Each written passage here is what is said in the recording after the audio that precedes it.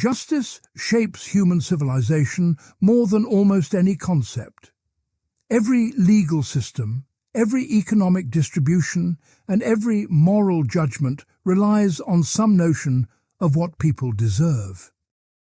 Yet, despite its centrality, justice remains one of philosophy's most contested ideas. The question cuts to our core. What makes actions, institutions, and distributions right or wrong? The stakes are not abstract. Justice determines who goes to prison and who goes free. It governs how wealth flows through societies and which inequalities we tolerate. It shapes the moral architecture of our minds from earliest childhood. When we feel wronged, our sense of justice triggers outrage that can topple governments. When we witness unfairness to others, it activates neural circuits that millions of years of evolution have refined. This exploration will dissect justice from every angle that reveals truth. We will trace its biological roots in primate behavior and infant psychology. We will examine the neural machinery that makes fairness intuitions fire before conscious thought. We will follow its intellectual evolution from ancient Athens to contemporary laboratories. We will probe the competing theories that philosophers have built, each claiming to capture justice's essence. And we will confront the hardest cases where our intuitions conflict and theories break down. The journey begins not with definitions, but with evidence. Justice is not merely an idea that philosophers invented. It is a feature of human psychology so deep that evolution wired it into neural tissue. Before we can understand what justice should be, we must grasp what it is. Part 1. The Biological Foundations. Justice did not spring fully formed from human reason. Long before Plato wrote the Republic, natural selection was sculpting fairness intuitions into primate brains. The human sense of justice has evolutionary origins that reach back millions of years. Understanding these biological roots reveals why justice feels visceral rather than merely logical. Researchers discovered something remarkable when they studied capuchin monkeys in controlled experiments. When one monkey received a cucumber slice for completing a task, she accepted it readily. But when her partner received a grape, a far more desirable reward for the same task, the first monkey often refused her cucumber. She would sometimes throw it back at the experimenter. This behavior is costly. The monkey sacrifices food to protest unequal treatment. This pattern, termed inequity aversion, appears across social primates. Chimpanzees, bonobos, dogs, and even ravens show similar responses to unequal reward distribution. The sensitivity becomes stronger when unequal pay lacks any connection to effort or merit. During cooperative tasks, primates refuse to work with partners who fail to contribute their share. Some will even punish free riders at cost to themselves.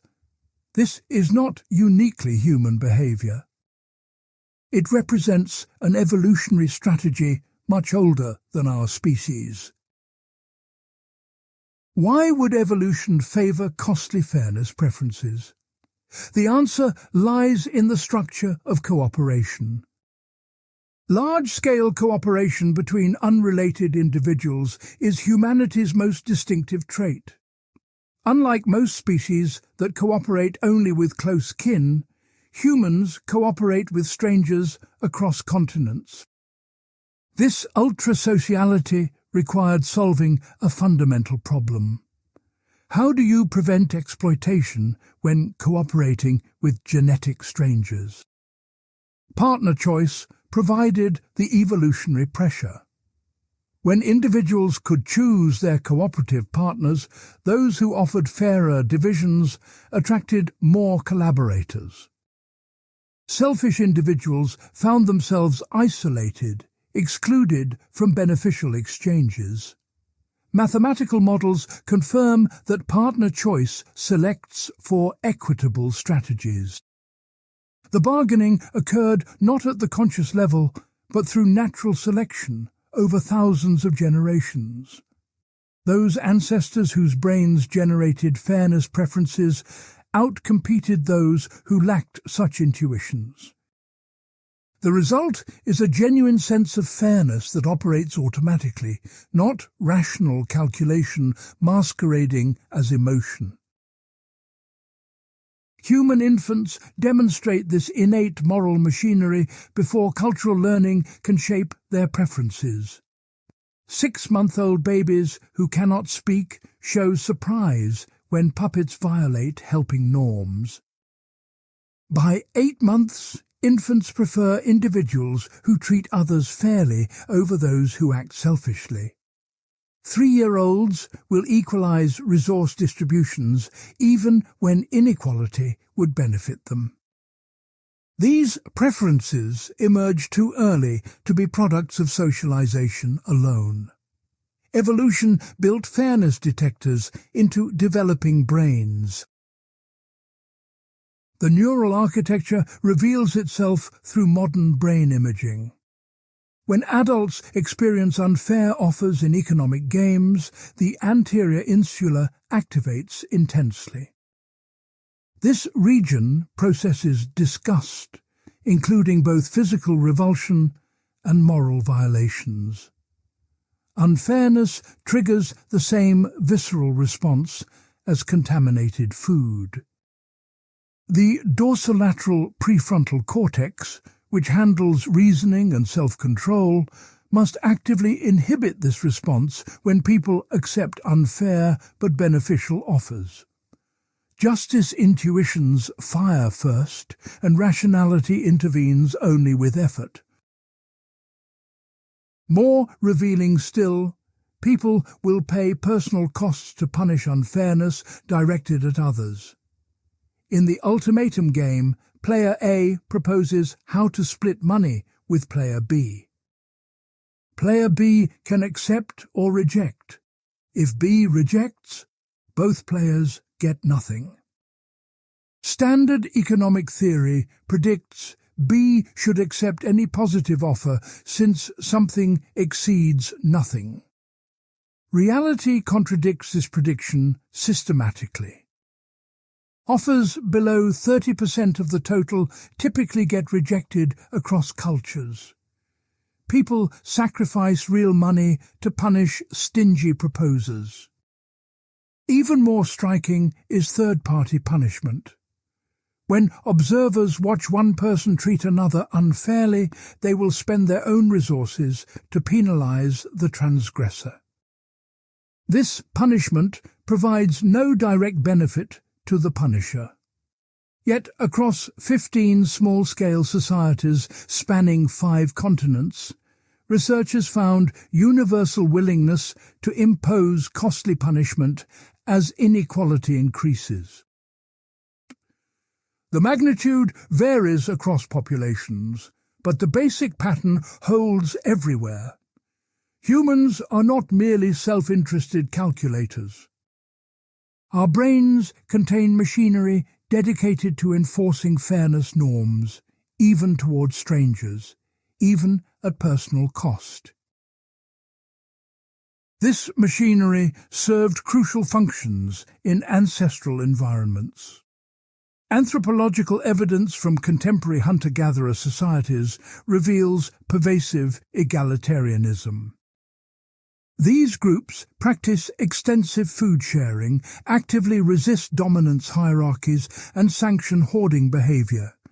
In small bands, where everyone knows everyone, reputation determines survival and reproduction. Violating fairness norms damage biological fitness directly. Natural selection calibrated minds to be acutely sensitive to justice violations. Yet this biological foundation creates complications for modern justice. Evolution shaped fairness intuitions for small-scale societies of between 50 and 150 individuals. Our instincts did not evolve for anonymous markets, bureaucratic institutions, or global resource distribution. When group size exceeds 150, the psychological mechanisms that sustain cooperation in face-to-face groups begin breaking down. Survival instincts and competition may override fairness preferences when different groups compete for scarce resources. The scalability of prosocial behavior remains an open question. The human sense of fairness splits into distinct neural and psychological systems. Unfairness to self produces reactive, automatic, emotionally driven responses. The insula fires immediately, generating visceral aversion. Unfairness to others engages different circuits, recruiting more deliberate and rational processing. Brain regions associated with perspective-taking and theory of mind activate when evaluating third-party violations. We care about both types of unfairness, but through different mechanisms. This biological story establishes a foundation. Justice is not purely cultural construction, though culture shapes its expression. Justice is not merely rational principle, though reason can examine and refine it. Justice reflects deep features of human psychology that evolution engineered over millions of years. Understanding this biological bedrock explains why justice feels urgent rather than optional. It clarifies why fairness violations trigger emotions that rational argument cannot easily override.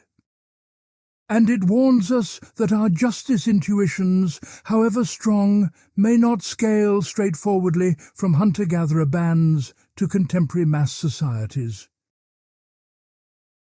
The evolutionary analysis reveals both the power and limits of innate fairness. Evolution gave us moral machinery capable of sustaining cooperation among strangers. But that same machinery can malfunction when applied to contexts vastly different from ancestral environments. Modern justice requires supplementing biological instincts with carefully constructed institutions and reasoned principles.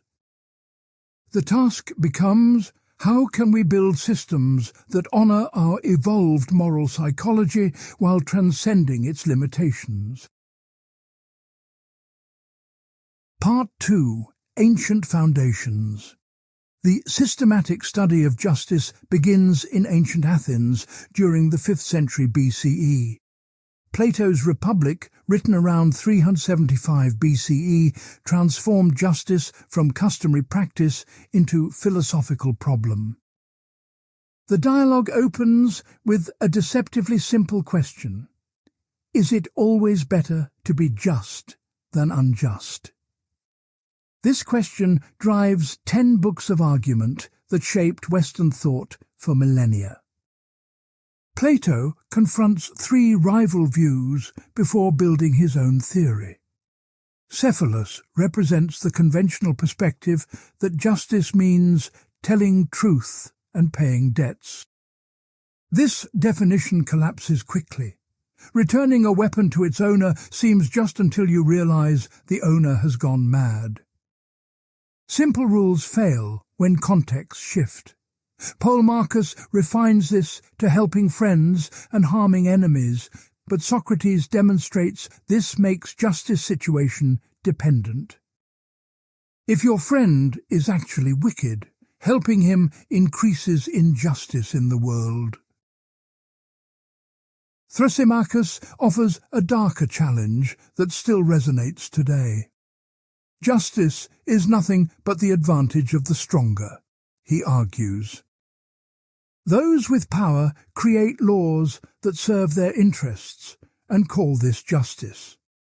Morality is a convenient fiction that the powerful use to control the weak. The unjust person who can avoid punishment lives better than the just fool who follows rules. Thrasymachus articulates what later thinkers call moral skepticism. No objective moral qualities exist in reality. Only power and expedience matter. Plato recognizes that refuting Thrasymachus requires more than logical argument. The question is too complex, and the temptation toward expedience too strong. He shifts strategy from Socratic dialogue to constructive theory building. If we cannot observe justice clearly in individual souls, perhaps we can see it writ large in cities. By examining the just city, we might understand the just person. Plato's ideal city contains three classes that mirror the human soul's three parts.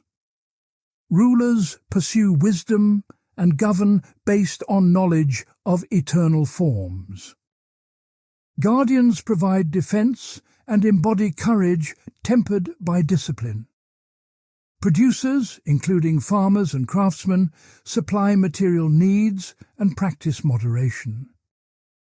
Political justice exists when each class performs its proper function without interfering with others. The carpenter should not attempt to rule, and the philosopher should not abandon thought for commerce. This maps directly onto individual psychology. Reason desires truth and the good of the whole person. Spirit concerns itself with honor and competitive achievement. Appetite seeks immediate pleasures, including food, drink, and sex. Individual justice is psychic harmony, where each part performs its proper role. Reason understands the genuine good and directs the personality. Spirit allies with reason to control appetite's destructive impulses. The just soul is an ordered soul, not a battlefield of warring desires. The parallel reveals Plato's core insight. Justice is not merely external behavior, but internal condition. You cannot be truly just by simply following rules while your soul churns with destructive passions. Justice requires harmony between reason, spirit, and appetite, such that each part wants what is genuinely good. The just person acts justly naturally, not through gritted teeth, suppressing contrary urges. This makes justice constitutive of happiness, rather than instrumental to it. Plato grounds this in his theory of forms. Justice, goodness, and beauty exist as eternal, unchanging realities beyond physical world. We encounter only imperfect copies and approximations in daily life. True knowledge requires grasping these forms through pure reason. Only philosopher rulers who have contemplated the form of justice can govern justly. Their knowledge is not opinion or convention, but genuine understanding of objective moral truth. Critics have challenged every element of this theory. The rigid class system seems to deny individual freedom and social mobility.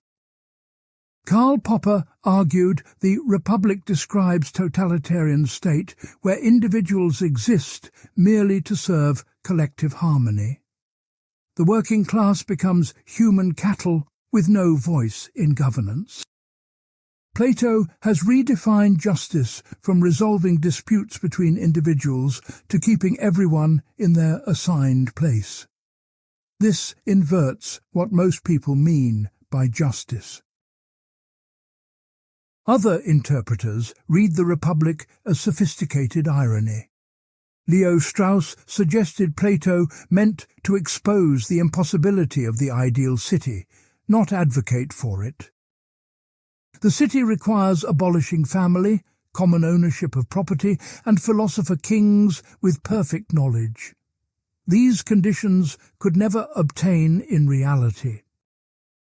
Perhaps Plato constructed an impossible ideal to show justice in practice requires accepting imperfection. The dialogue may be thought experiment rather than political blueprint.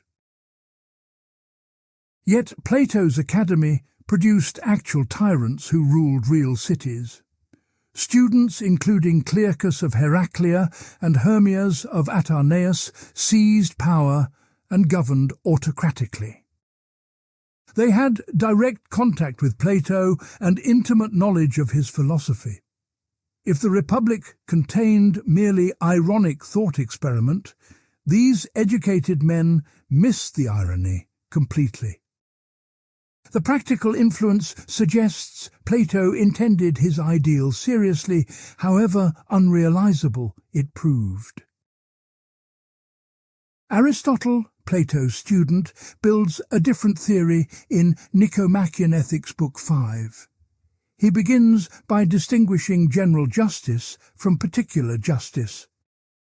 General justice means complete virtue in relation to others, essentially lawfulness and moral excellence overall.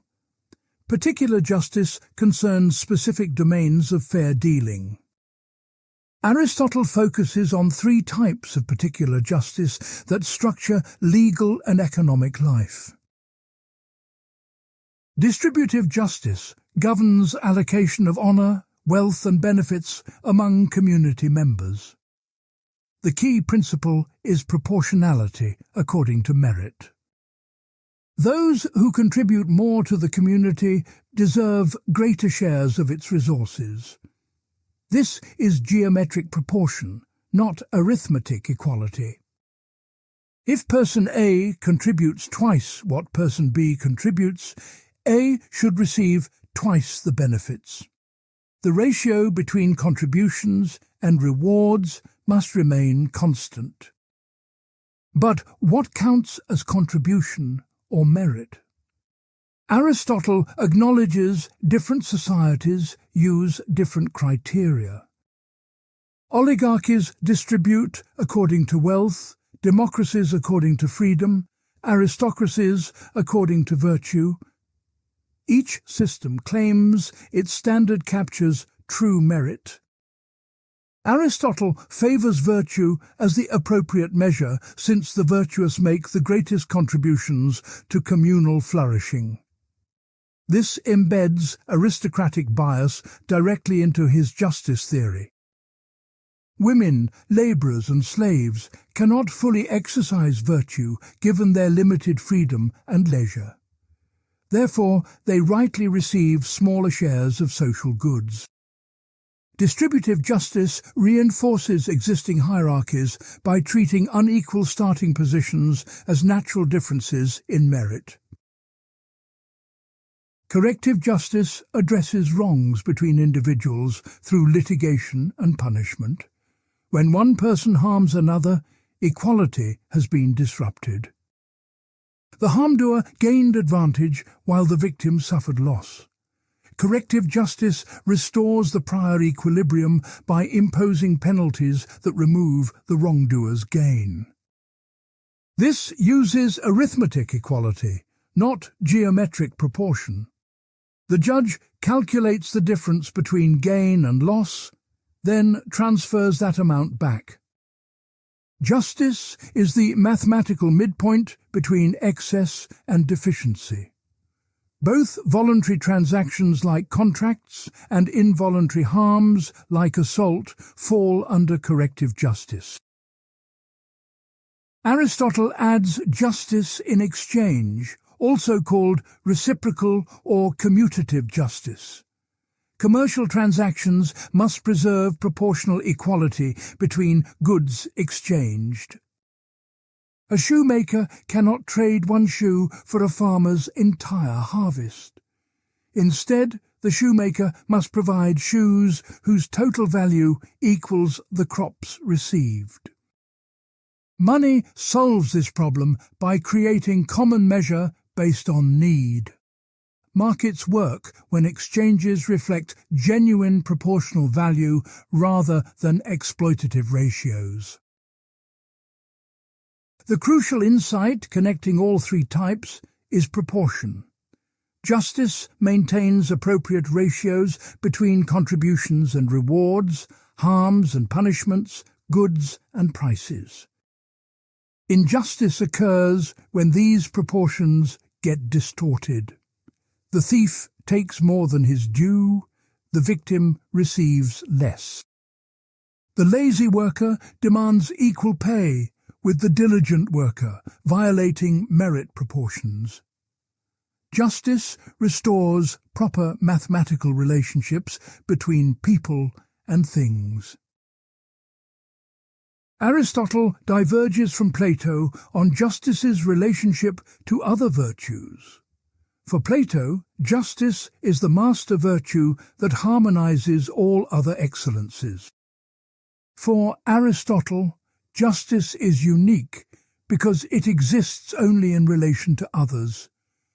Courage, temperance, and wisdom can be practiced alone. Justice requires community and only emerges in social interaction. You cannot be just in isolation. This makes justice simultaneously the most complete virtue and the most limited. It encompasses all other virtues when directed toward others' good, yet has no content apart from social relations. Both theories share fundamental assumptions that shaped Western thought. First, justice is objective reality discoverable through reason, not subjective preference or cultural construction. Second, justice connects necessarily to human flourishing and happiness. The just life is better for the person living it, not merely better for society. Third, justice requires proper ordering of parts within wholes. Whether parts of the soul or classes in the city, justice means each element functioning appropriately. Fourth, knowledge matters crucially for justice. You cannot be fully just through habit alone. You need understanding of what justice is. Yet the theories differ profoundly on where to locate justice. Plato makes it internal harmony, a psychic state independent of external actions in crucial respects. Aristotle makes it primarily behavioral, though acknowledging character matters for fully virtuous action. Plato emphasizes the soul's structure and the forms underlying reality. Aristotle emphasizes practical wisdom and the actual distribution of goods among real people. Plato builds from metaphysics downward. Aristotle builds from political observation upward. These ancient theories establish problems that still dominate justice discourse. Should justice focus on outcomes or character? Is equality or proportional desert the proper standard? How do we balance individual good against collective welfare? Can reason alone determine what justice requires, or do emotions and intuitions play legitimate roles? What is the relationship between justice and other values like freedom, efficiency, or happiness? Every contemporary theory takes positions on questions the Greeks first articulated. The Greek frameworks also embedded limitations that later thinkers struggled to overcome. Both Plato and Aristotle accepted slavery as natural. Both excluded women from full political participation. Both assumed small city-states as the natural political unit, not global community. Both tied justice tightly to desert and merit without considering whether initial inequalities might be unjust, and both focused on free male citizens, leaving vast populations outside justice's scope entirely. Modern philosophy inherited these problems along with the insights. The task became preserving what the Greeks discovered about justice while abandoning their parochialism. Could justice extend beyond the polis to all humanity? Could it include those who cannot participate in rational deliberation? Could it challenge rather than reinforce existing social hierarchies? These questions required new theoretical frameworks. Part 3. The three modern frameworks.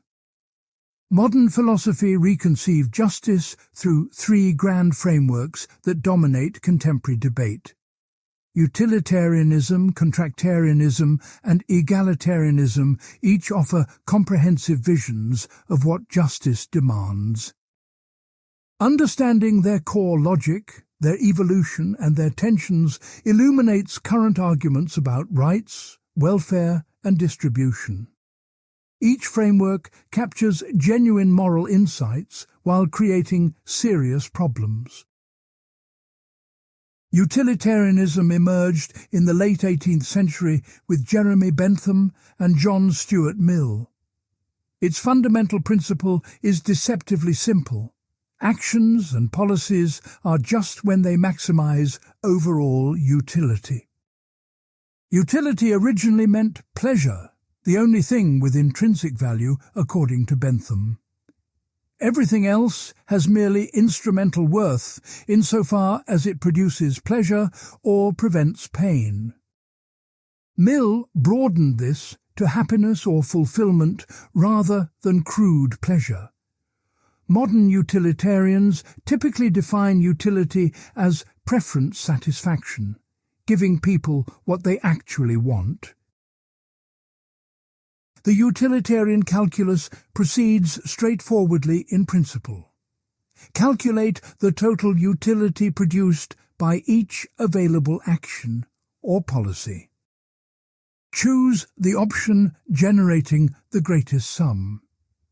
Each person counts equally in the calculation. No one's welfare gets special weight. This creates powerful egalitarian foundation. The prince's pleasure counts no more than the pauper's when computing total utility. Justice becomes impartial concern for everyone's welfare equally. This framework promises to resolve distributional conflicts through calculation rather than intuition. How much should society spend on healthcare versus education? Measure how much utility each spending option produces, then allocate resources accordingly. Should we allow free speech even when it causes offence? Calculate whether permitting controversial speech maximizes overall utility compared to censorship's effects. Every question of justice becomes an empirical matter of measuring consequences. Yet utilitarianism faces devastating objections that philosophers have refined over 2 centuries. First, it ignores the distribution of utility across individuals. Suppose we can give one person intense pleasure by causing 99 people mild discomfort. If the pleasure outweighs the summed discomfort, utilitarianism endorses this distribution. But this seems wrong. Justice cares about how benefits and burdens distribute, not merely their total. A society where most people live miserably while a few experience ecstasy could maximize utility, yet strike us as profoundly unjust. Second, utilitarianism appears to permit horrific injustices if they maximize utility. Could we torture one innocent person to prevent greater suffering elsewhere? The logic of maximization says yes when the numbers favor it. Could we enslave a minority if doing so produces greater happiness for the majority? Again, utility calculation might endorse this outcome. Most people have strong intuitions that certain actions are wrong, regardless of consequences. Utilitarianism treats these intuitions as mere squeamishness to be overcome through clear thinking. Third, the theory faces practical impossibility. We cannot actually measure and compare utility across millions of people for every policy decision. How many units of utility does this person get from eating ice cream compared to another person reading poetry? Interpersonal utility comparisons require accessing subjective mental states that remain fundamentally private. Even if we could measure individual utilities precisely, we lack methods to aggregate them meaningfully. Different aggregation functions produce different policy recommendations with no principled way to choose between them. Fourth, utilitarianism makes justice hostage to contingent facts about human psychology. If people happen to derive great pleasure from cruelty, maximizing utility would require permitting cruel practices. But most people believe justice is objective, not dependent on what happens to make humans happy. If our preferences were different, utilitarians must say justice itself would be different. This makes morality disturbingly arbitrary. Defenders have refined utilitarianism extensively to handle these objections. Rule utilitarianism judges rules rather than individual acts by their tendency to maximize utility.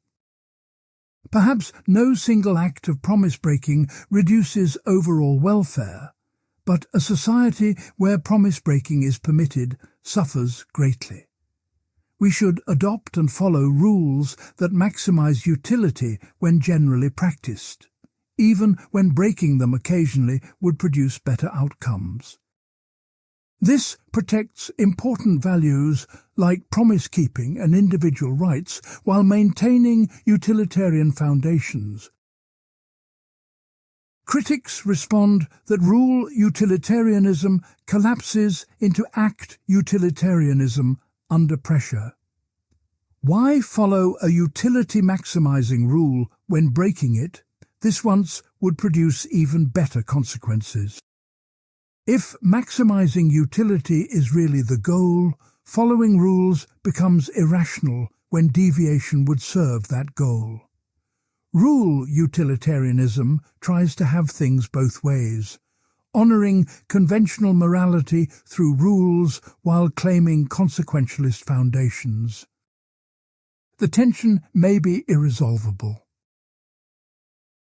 Contractarianism offers radically different foundations for justice. Rather than maximizing utility, justice consists in principles that rational people would agree to under fair conditions. The thought experiment imagines people choosing rules for social cooperation before knowing their own positions in society. What principles would everyone accept as fair from behind this veil of ignorance? Thomas Hobbes pioneered this approach in Leviathan during the 17th century. In the state of nature without government, life is solitary, poor, nasty, brutish, and short. Everyone has unlimited freedom, but constant insecurity.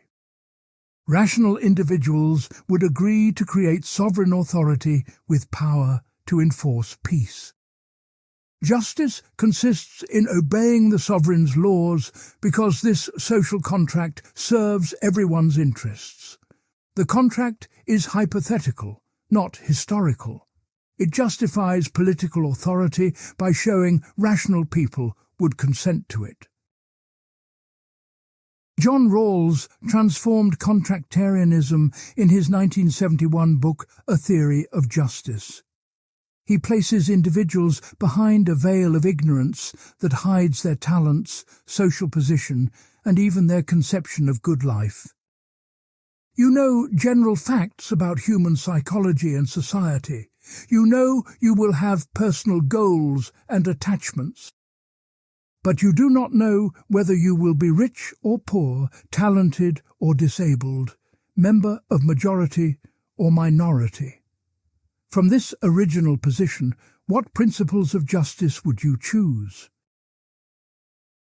Rawls argues rational people would select two principles. First, each person has equal right to the most extensive basic liberties compatible with similar liberties for all. This protects fundamental freedoms, including speech, assembly, conscience, and political participation. These liberties can only be restricted to protect other equal liberties, never sacrificed for greater utility. Second, social and economic inequalities must satisfy two conditions. They must attach to positions open to all under fair equality of opportunity. And they must benefit the least advantaged members of society, a principle Rawls calls the difference principle. Inequality is just only when it makes the worst off better off than they would be under equality. If paying doctors more improves healthcare so much that even the poorest receive better medical treatment, the inequality is justified. But inequality that merely concentrates wealth without trickling down violates justice. The brilliance of Rawls's construction is how it combines intuitions from competing traditions. The equal liberty principle captures liberal commitment to individual rights. The difference principle incorporates egalitarian concern for the disadvantaged without mandating strict equality. The opportunity principle honors meritocratic intuitions while insisting background conditions must be fair. Rawls synthesizes liberty, equality, and efficiency through principles rational people would accept from impartial standpoint. Yet contractarianism faces its own difficulties. Why should actual justice depend on hypothetical agreement? Real people never stood behind any veil of ignorance or consented to social contract. The thought experiment reveals what would be rational to choose under certain conditions, not what actual people owe each other. Critics argue this makes justice dependent on counterfactual agreement rather than on objective moral facts. The veil of ignorance itself embeds controversial assumptions. Rawls assumes people behind the veil are risk-averse, preferring to protect the worst-case outcome. This generates the difference principle's focus on the least advantaged.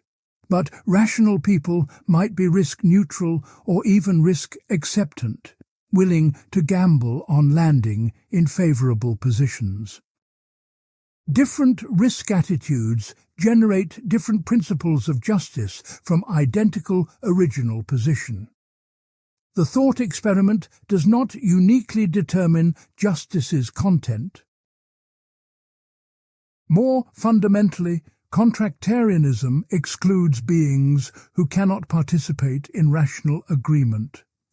Animals, future generations, and severely cognitively disabled humans lack capacity to choose principles from original position. Does this mean we have no duties of justice toward them? Rawls explicitly excludes animals from justice's scope, allowing only duties of compassion. This seems arbitrary. If justice protects important interests, why should capacity for rational choice determine whose interests count? Egalitarianism provides the third major framework by making equality itself foundational. Strict egalitarianism holds that justice requires distributing all goods equally unless inequality benefits everyone. More sophisticated versions ask what should be equalized: welfare, resources, capabilities, or opportunities. Each answer generates distinct theory with different practical implications. Welfare egalitarianism says justice requires equalizing well-being across individuals. If one person suffers while another thrives, justice demands transfers that level their welfare. This captures intuition that what ultimately matters is how well people's lives go, not abstract distributions of resources. But measuring welfare remains problematic, and equalizing it may require massive invasions of liberty. If expensive tastes make you miserable, must society fund your champagne until your welfare matches others' beer-drinking happiness? Resource egalitarianism says justice requires equal shares of resources like wealth, rights, and opportunities. Ronald Dworkin argues for equality of resources rather than welfare to preserve responsibility for choices.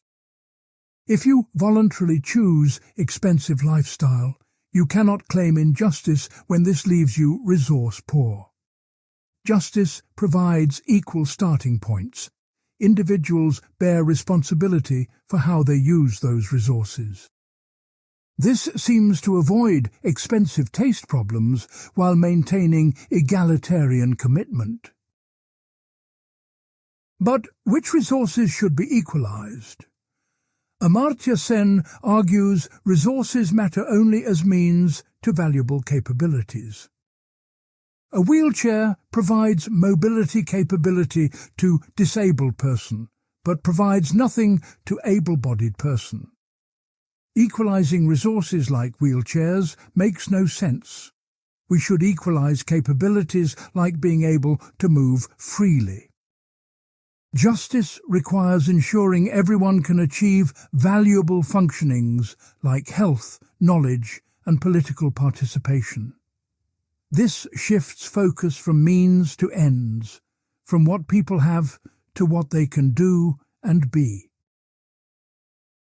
All three frameworks generate ongoing debates about scope and priority. Utilitarians must specify which utility matters: pleasure, happiness, preference satisfaction, or something else. Contractarians must specify the choice situation. How much information do people have? What motivates them? What risks do they face? Egalitarians must specify what to equalize: welfare, resources, capabilities, or opportunities. Each specification leads to different theory with different policy implications. The frameworks also conflict systematically on practical questions. Utilitarianism might endorse inequality that increases total welfare even if it harms the worst off. Egalitarianism might require reducing inequality even when this makes everyone, including the poor, worse off absolutely. Contractarianism protects basic liberties even when restricting them would maximize utility or reduce inequality. There is no meta-theory that resolves these conflicts without privileging one framework's fundamental commitments over others. Recent work attempts synthesis or transcendence of this trilemma. Capability approaches combine egalitarian concern for distribution with perfectionist claims about valuable functionings. Luck egalitarianism tries to separate unjust inequalities from personal responsibility. Relational egalitarianism focuses on social equality and equal standing rather than distributional patterns. Each synthesis captures something important while inheriting unresolved tensions from its parent theories. The three frameworks remain indispensable despite their problems.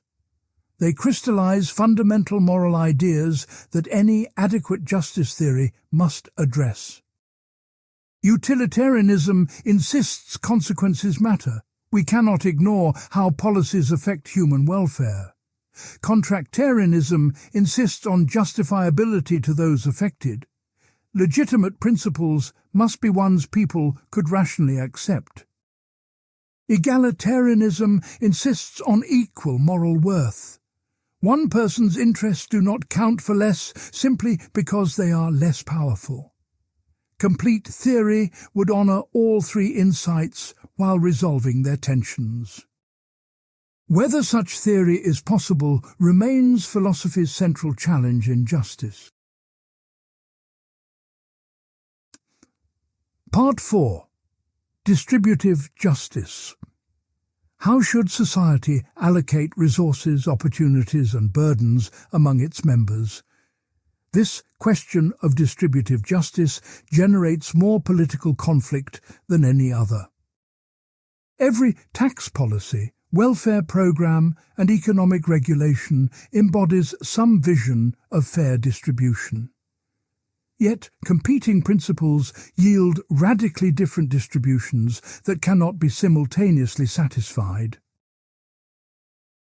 The fundamental tension lies between three incompatible criteria. Should we distribute according to equality, giving everyone the same? Should we distribute according to need, giving more to those who lack?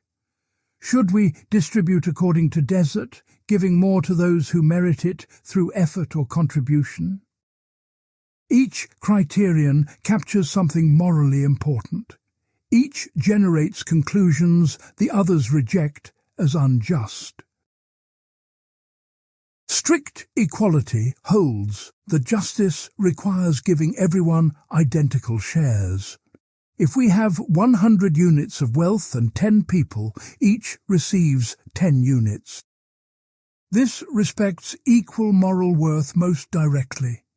No one counts more than anyone else, so everyone gets the same. Deviations from equality require justification. Equality serves as the default distribution that presumptively satisfies justice. Yet strict equality faces immediate objections. People have different needs that require different resources to satisfy. The disabled person requires expensive medical equipment to achieve functioning the able-bodied person achieves without cost. Giving them equal money leaves the disabled person worse off in capability terms.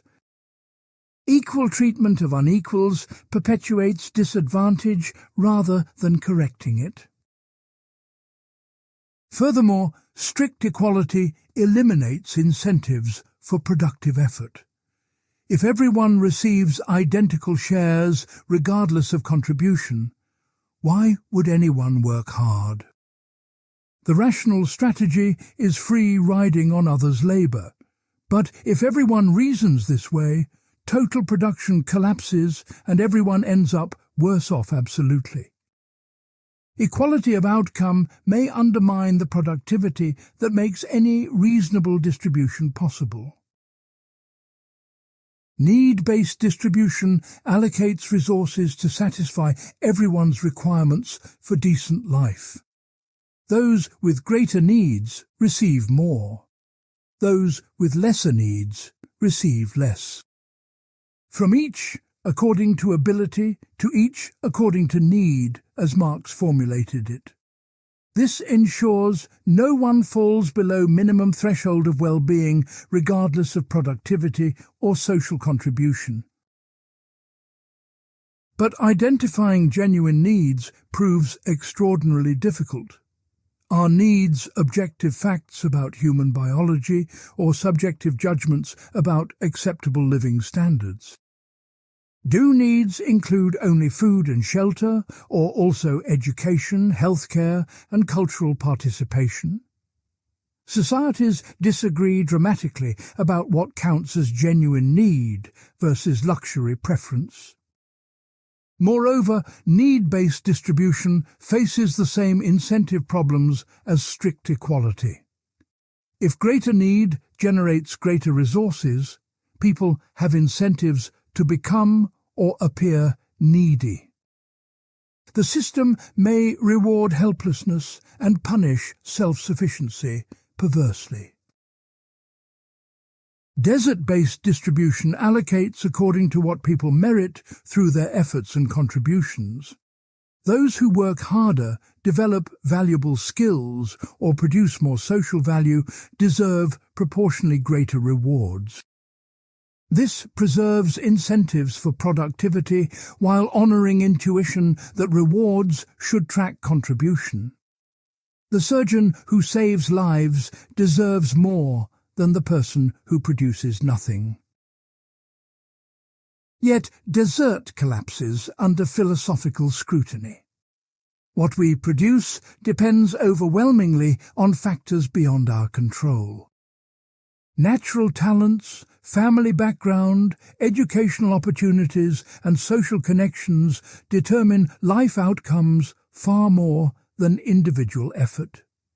The talented person born to wealth who becomes successful had life advantages the poor, untalented person never enjoyed. If we do not deserve our talents or circumstances, can we really deserve what those talents and circumstances enable us to achieve? Desert seems to require impossible metaphysical foundations in free will and self-creation. Moreover, markets reward scarcity rather than desert. The mediocre athlete, born when his sport suddenly becomes popular, may earn millions. The equally talented athlete, born a generation earlier when no one cared about that sport, earns nothing. Market value reflects supply, demand, and social preferences, not intrinsic merit or effort. Using market outcomes as measures of desert confuses contingent social facts with moral claims. Rawls attempts to transcend this debate through his difference principle.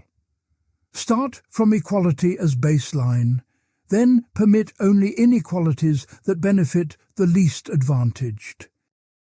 This combines egalitarian presumption with recognition that some inequality may improve everyone's absolute position. Paying doctors more attracts talented people to medicine, improving healthcare for all, including the poor. But inequality that merely enriches the wealthy without trickling down remains unjust. Critics argue the difference principle is too demanding. It requires maximizing the position of the worst off, not merely ensuring decent minimum. If small reduction to the very wealthy would produce tiny improvement for the poor, justice demands it. This seems to make the rich mere instruments for benefiting the poor rather than respecting their claims. Alternatively, critics argue the principle is insufficiently demanding. It permits massive inequality provided the worst off are slightly better than they would be under equality. Billionaires and homeless people can coexist justly if eliminating billionaires would somehow marginally harm the homeless. Economic science complicates distributive justice enormously. The relationship between equality and growth remains empirically contested. Some research suggests more equal societies have higher growth because they invest more in human capital and maintain social stability. Other research suggests inequality drives growth by rewarding innovation and investment. If forced to choose between greater equality with less total wealth or less equality with more total wealth, which serves justice? The answer depends on whether we prioritize relative position or absolute well-being. Taxation exemplifies these conflicts in practice. Progressive taxation takes higher percentage from the wealthy to fund programs benefiting the poor. This reduces inequality and satisfies need-based principles, but it also reduces incentives for high earners and arguably violates desert by taking what people earned. Libertarians argue taxation is forced labor, compelling people to work for others' benefit. Egalitarians argue the wealthy owe their success to social cooperation and infrastructure that society provided. No empirical facts resolve this normative disagreement about what people deserve versus what they owe. Inheritance poses particularly acute problems. Parents naturally want to benefit their children by transferring wealth between generations. But inheritance perpetuates inequality unrelated to the heir's own efforts or desert. Children of wealthy parents start life with vast advantages purely through birth lottery. This violates equality of opportunity principles that even many inequality defenders endorse. Yet restricting inheritance interferes with family autonomy and parental authority that many consider fundamental rights. Justice pulls in opposite directions simultaneously. Global distribution raises the stakes infinitely higher. Average income in wealthy countries exceeds average income in poor countries by factors exceeding 100 to 1. Billions of people lack access to clean water, adequate nutrition, and basic health care. If justice requires equalizing life prospects, the implications are revolutionary. Citizens of wealthy countries would need to transfer vast portions of their wealth to the global poor. But does justice extend across borders? Or do special obligations obtain only among fellow citizens? Cosmopolitans argue justice has no boundaries.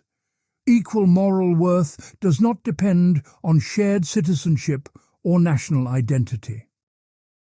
If affluent people can save lives by donating to effective charities at minimal cost to themselves, justice requires these transfers. The fact that the desperate live far away rather than nearby makes no moral difference. National boundaries are morally arbitrary, like race or gender. Nationalists argue justice operates only within political communities bound by reciprocal institutions. You owe fellow citizens more than foreigners because you participate in shared coercive system of law. The legitimacy of forcing people to pay taxes depends on reciprocal benefits of social cooperation. These institutions do not extend globally, so neither do the most demanding principles of distributive justice. You have humanitarian duties to prevent extreme suffering, but not duties of distributive justice to equalize with distant strangers. Recent research on fairness psychology reveals complicating factors. Economic experiments using ultimatum and dictator games show that fairness preferences vary systematically across societies. Market integration positively correlates with fairness in offers. People in societies with extensive market exchange make more equal offers than those in relatively isolated communities. Community size positively correlates with costly punishment of unfair behavior. Larger-scale cooperation requires and perhaps produces stronger fairness enforcement mechanisms. This suggests distributive preferences are partially culturally constructed rather than purely innate or rationally derived. Different economic systems cultivate different intuitions about fair distribution. Capitalism may promote certain fairness norms, while communalism promotes others. This does not prove all systems equally just, but it warns against assuming our own fairness intuitions are universal. Principles that seem self-evidently just may reflect enculturation rather than objective moral truth. Behavioral economics also reveals systematic deviations from theoretical rationality in distributive judgments. People care about relative position, not merely absolute well-being. Earning $50,000 feels satisfying when neighbours earn $40,000, but unsatisfying when neighbours earn $70,000. This relative deprivation drives much sense of injustice. But should justice accommodate these preferences for relative standing, or should it focus exclusively on absolute capabilities? Theories disagree fundamentally on whether positional concerns deserve moral weight. Loss aversion creates asymmetry between gaining and losing. Taking away resources that people already have feels far more unjust than failing to provide additional resources they never possessed. This gives conservative bias to distributive justice. Current distributions feel natural and just even when they resulted from historical injustices. Correcting past wrongs requires imposing losses on current holders that feel deeply unfair to them. Psychology makes justice backward-looking in ways that entrench existing inequality. The practical challenge for distributive justice is designing institutions that balance competing principles reasonably. Most societies combine elements of equality, need, and desert through mixed systems. Basic rights and services distribute equally to all citizens. Safety nets provide greater support to those with greater needs. Market economies reward productivity and talent, at least roughly. The question becomes finding the right mixture rather than implementing any pure principle. Yet political reality imposes severe constraints. Policies that voters perceive as unjust will not survive democratic politics regardless of philosophical argument. People have strong intuitions that welfare should be conditional on work, that effort should be rewarded, and that their own property rights should be secure. Theories that violate these intuitions too severely lack political viability, even if philosophically superior. Real distributive justice must be not only philosophically defensible, but also psychologically acceptable to populations who must live under it. Part 5. Procedural versus substantive justice. Justice divides into two fundamentally different concerns that pull against each other. Substantive justice asks whether outcomes are fair in themselves. Procedural justice asks whether the processes producing outcomes are fair. These can conflict radically. Fair procedures sometimes generate unfair results, while fair results sometimes require unfair procedures. Understanding this tension is critical for legal systems, political institutions, and everyday moral judgment. Pure procedural justice exists when no independent criterion of just outcome obtains. Instead, whatever results from fair procedure automatically counts as just. Gambling exemplifies this structure. If players enter a game voluntarily under fair rules with equal chances, whoever wins deserves their winnings. There is no right answer about who should win determined in advance of playing. The fair procedure itself creates justice. Robert Nozick builds an entire theory of justice on this foundation. Holdings are just if acquired through legitimate means from someone who legitimately held them, tracing back to just initial acquisition. How resources are distributed at any moment is irrelevant to justice. What matters entirely is the historical sequence of transfers that produced current holdings. If every step was voluntary and legitimate, the final distribution is just regardless of how unequal it appears. Justice is in the process, not the pattern. This entitlement theory protects liberty by prohibiting redistribution. If I justly acquired my wealth through legitimate labour and voluntary exchange, the government has no right to take it. Taxation for redistribution is forced labour, compelling me to work for others' benefit against my will. Even if redistribution would produce better outcomes by some measure, it violates the rights of property holders. Process, constraints, override, outcome considerations. Critics argue Nozick's theory ignores how initial acquisitions occurred. Property rights trace back to historical injustices, including slavery, genocide, and theft. Current holders cannot show unbroken chain of just transfers back to legitimate first ownership. If original acquisitions were unjust, the entire chain is tainted regardless of how legitimate subsequent transfers appeared. Historical injustice undermines any purely procedural theory that relies on just initial conditions. Moreover, pure procedural justice assumes equal bargaining power and full information. But real-world exchanges occur under conditions of vast inequality that coerce consent. The desperately poor person who accepts exploitative wages because the alternative is starvation has not truly consented freely.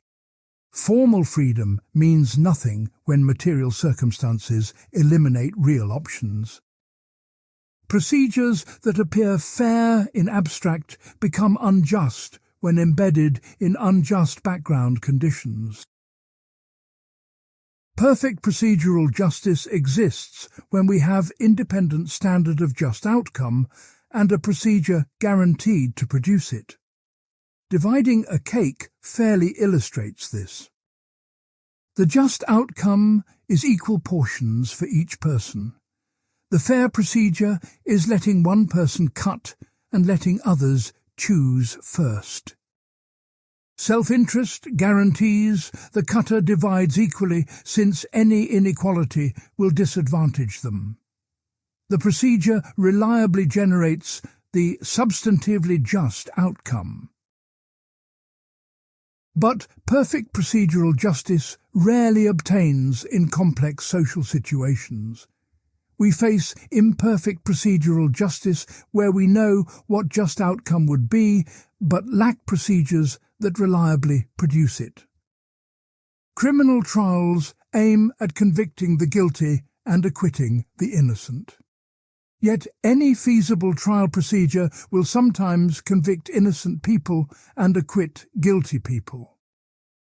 We cannot design process that perfectly achieves substantive justice in every case. This creates agonizing trade-offs in legal system design. Should we require higher burden of proof to minimize false convictions, accepting more false acquittals? Should we permit aggressive interrogation that might extract true confessions but also coerce false ones? Should we allow all relevant evidence even when obtaining it violated privacy rights? Each choice trades one aspect of justice against another with no perfect solution available. Common law tradition emphasizes procedural fairness through adversarial system. Each side presents its strongest case before neutral judge or jury. The truth emerges through competition between opposing advocates. Strict evidentiary rules protect against unreliable evidence even when this excludes relevant information. Right to counsel ensures neither poverty nor legal ignorance disadvantages parties systematically. These procedures aim at just outcomes but value fair process even when it permits substantive errors. Critics argue adversarial process favors wealthy parties who can afford better lawyers. Justice should not depend on who hires the most skilled advocate. Inquisitorial systems, where judges actively investigate, may reach truth more reliably than adversarial combat. But inquisitorial systems risk judge bias and reduce protections against government overreach. No system avoids the trade-off between procedural protection and substantive accuracy. Due process doctrine embeds procedural justice in constitutional law. Government cannot deprive people of life, liberty, or property without fair procedures. What procedures are due depends on the interests at stake and the risk of error. Capital punishment requires more rigorous procedures than parking fines because the stakes are incomparably higher. But even when outcomes would be substantively identical, denial of process itself violates justice. People have right to be heard regardless of whether hearing would change the result. This reveals deep moral intuition that procedures express respect for persons. Fair process treats people as rational agents entitled to participate in decisions affecting them. Being judged without opportunity to present your case treats you as mere object rather than subject. Even when authorities are certain of correct outcome, imposing it without fair process degrades human dignity.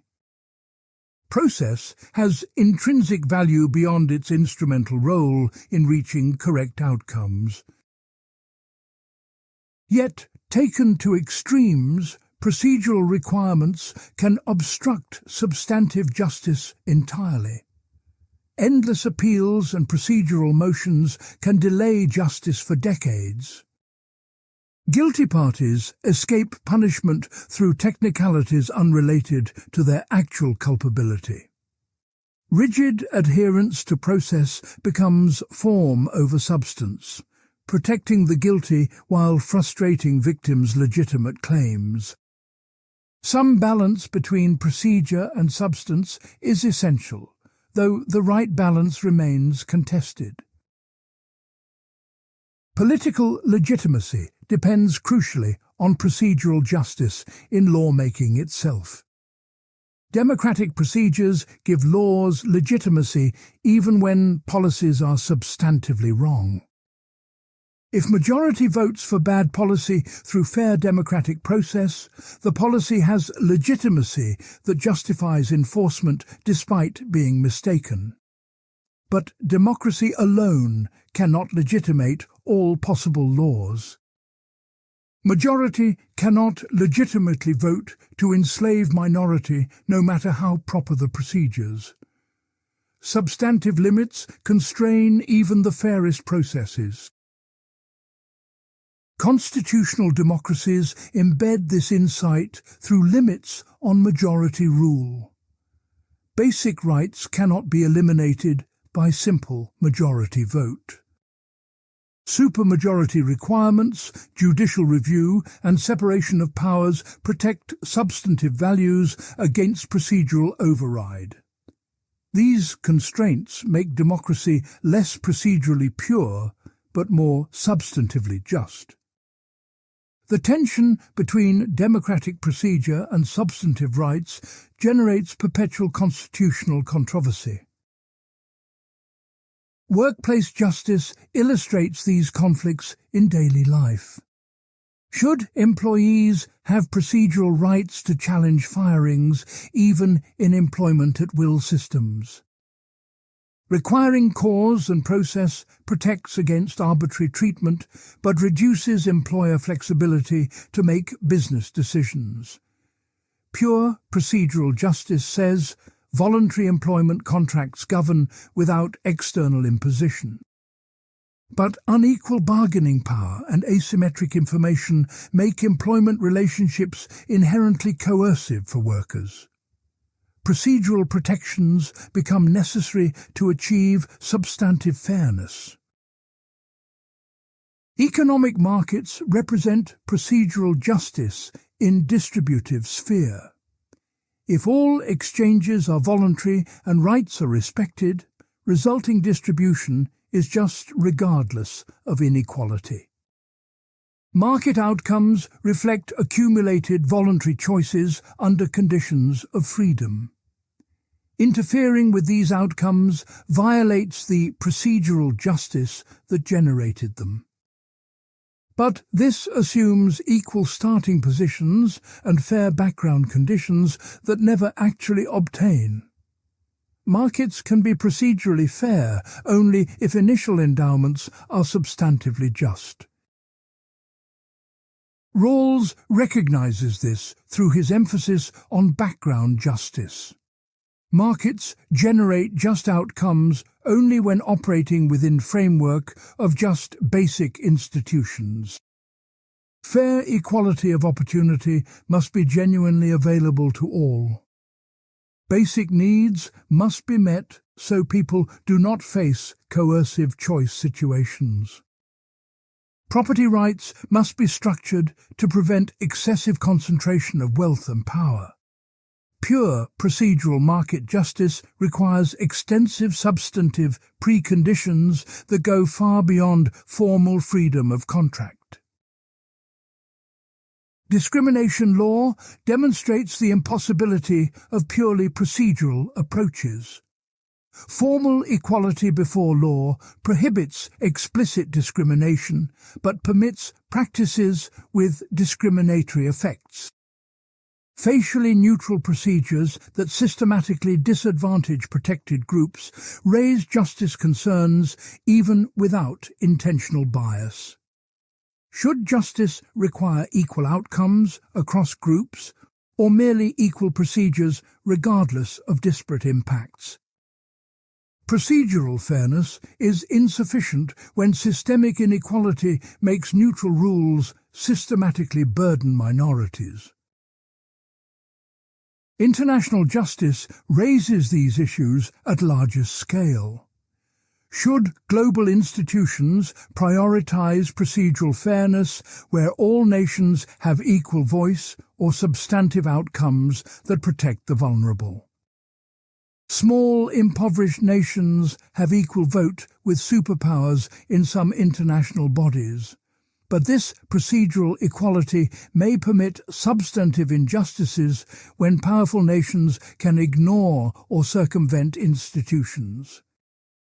Conversely, powerful nations imposing substantively better policies without consent of affected nations violates procedural justice through imperialism. Environmental regulation exemplifies the tension starkly. Democratic procedures give current generations authority to make policy affecting future generations who cannot vote. Procedurally legitimate majority might impose massive costs on future people who have no voice in decisions. But who can legitimately override democratic procedures to protect future generations? Substantive justice may require constraining current democracy to protect those temporally distant others. Yet any such constraints face legitimacy challenges since they override democratic will.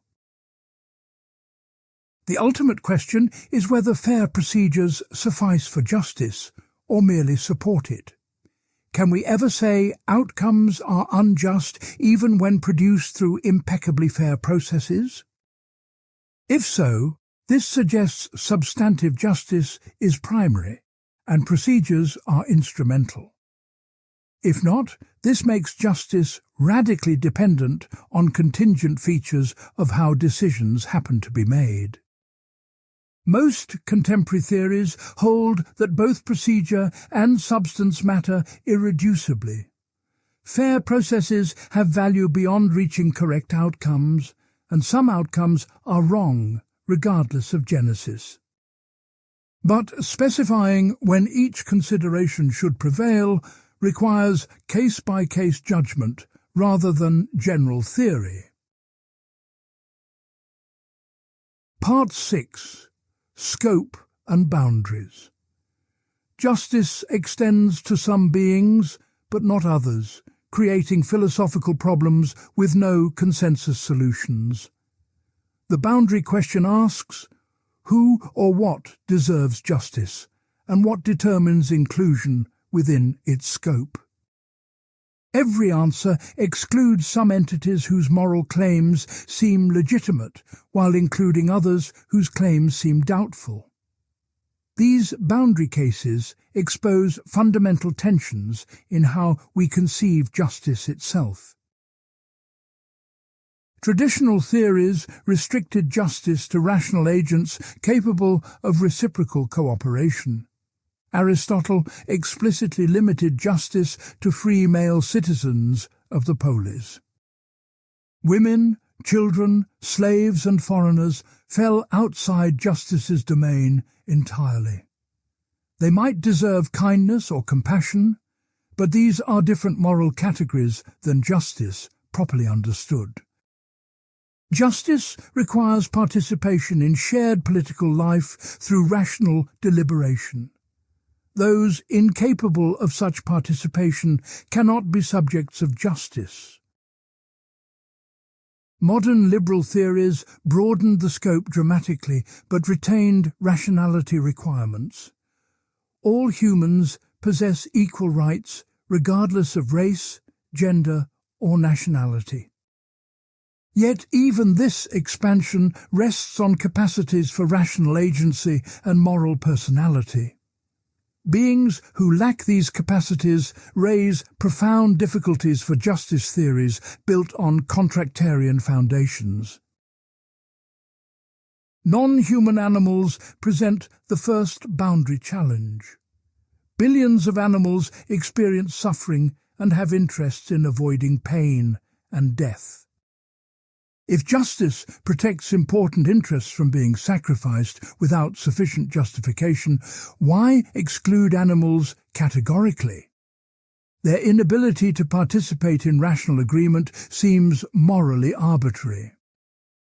We do not exclude severely cognitively disabled humans from justice based on inability to reason. Why should species membership matter more than capacity for suffering or flourishing? Utilitarian approaches naturally extend justice to animals.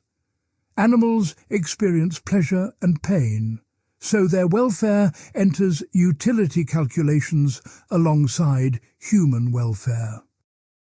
Peter Singer argues that equal consideration of interests requires including animal suffering equally with human suffering of similar intensity. The fact that suffering occurs in non-human nervous system makes no moral difference. Speciesism, privileging humans simply because they are human, is analogous to racism or sexism. It arbitrarily discounts morally relevant interests based on morally irrelevant characteristics. Contractarian theories struggle with animal inclusion. Rawls explicitly states that animals fall outside the theory of justice's scope. We have duties of compassion toward them and should not treat them cruelly. But these are not duties of justice because animals cannot reciprocate or participate in social cooperation. Justice applies only among free and equal persons capable of honoring its terms. Animals are objects of our duties, not subjects who have rights of justice. Critics argue this confuses the question of who has duties with who is owed duties. That animals cannot reciprocate does not mean they cannot be wronged. Infants cannot reciprocate, yet clearly fall within justice's scope. The severely cognitively disabled cannot participate in contracts, yet deserve justice. If we include these vulnerable humans, excluding animals with similar or greater cognitive capacities appears inconsistent. Either we must extend justice to animals or find principled way to exclude them without excluding vulnerable humans. Species membership itself provides one possible boundary. All humans have special moral status grounded in membership in Homo sapiens, regardless of individual capacities. This avoids drawing lines based on intelligence, rationality, or other traits that vary continuously. But critics respond that species membership is biological fact, with no obvious moral significance. Why should having human DNA rather than chimpanzee DNA determine fundamental moral status? This seems to assume precisely what needs justification. Marginal cases create persistent problems for any capacity-based boundary. Some humans lack capacities that even simple animals possess. The severely cognitively disabled, the permanently comatose, and anencephalic infants cannot reason, form preferences, or participate in reciprocity. If we include them within justice based on potential or species membership, we abandon capacity-based criteria. If we exclude them based on current capacities, we reach deeply counterintuitive conclusions about human moral status. No principle cleanly separates all humans from all non-humans while tracking morally relevant features. Martha Nussbaum argues that capabilities approach extends naturally to animals. Justice requires ensuring that beings can achieve characteristic species flourishing. For humans, this includes capabilities for reason, affiliation, and political participation. For other species, flourishing involves different capabilities appropriate to their form of life. Tigers need space to hunt. Elephants need social groups. Birds need freedom to fly. Justice demands we protect the capabilities central to each species' characteristic functioning. This grounds animal justice without reducing animals to mere receptacles of pleasure and pain. Future generations present equally vexing boundary problems. Decisions today about resource depletion, climate change, and technological development profoundly affect people not yet born. Do we owe duties of justice to future persons, or merely duties of benevolence? Future people cannot participate in current agreements or reciprocate benefits we provide them. They have no current preferences to be satisfied or frustrated. Yet the effects of our choices on their lives will be real and irreversible. Non-identity problem complicates this further. Our choices determine which future people will exist, not merely how existing people will fare. If we choose fossil fuel-intensive development, different people will be born than if we choose sustainable development.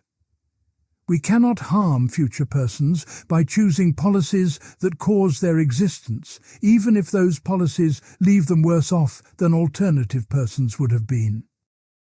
If future persons cannot be harmed, can justice apply to them at all? This conclusion seems absurd, given obvious wrongness of degrading environment for generations hence. Contractarian theories again struggle with temporal extension. Rawls suggests that parties in original position should choose principles that apply across generations. They do not know which generation they belong to, so rational self-interest motivates just savings principles. But this seems artificial. Actual people know they are current generation and have no uncertainty about temporal location. Hypothetical ignorance does not bind real people who know where they stand in time. Intergenerational justice requires solving the sustainability question. Each generation should leave the world at least as good as they found it for subsequent generations. But measuring as good across vast timescales proves impossibly difficult. Should we compare material wealth, environmental quality, technological capability, or overall welfare? Different metrics suggest contradictory policies with no neutral way to adjudicate between them. Moreover, if technology enables future generations to solve problems we create, have we wronged them by bequeathing those problems? Discount rates embed profound moral choices about relative importance of present and future. Standard economic analysis discounts future costs and benefits, making harm occurring later matter less than equivalent harm now. But this systematically devalues future persons relative to present persons. Why should future suffering count less morally simply because it occurs temporally later? Any positive discount rate allows catastrophic long-term harms if they produce small short-term benefits. Yet zero discount rate seems to demand implausible sacrifices from present for distant future. The scope question extends to human groups and relationships. Does justice govern all human interactions, or only those within special relationships of reciprocity? Rawls suggests justice applies only among those who cooperate in mutually beneficial scheme over complete life. This may restrict justice to fellow citizens rather than extending globally. But why should justice depend on accidents of where political boundaries happen to be drawn? Shared citizenship is morally arbitrary in same way as race or gender. Global justice debates turn on whether justice is relational or non-relational. Relational theories hold that justice arises from and applies within particular relationships like citizenship or reciprocal cooperation. Non-relational theories hold that justice applies universally to all persons regardless of relationship.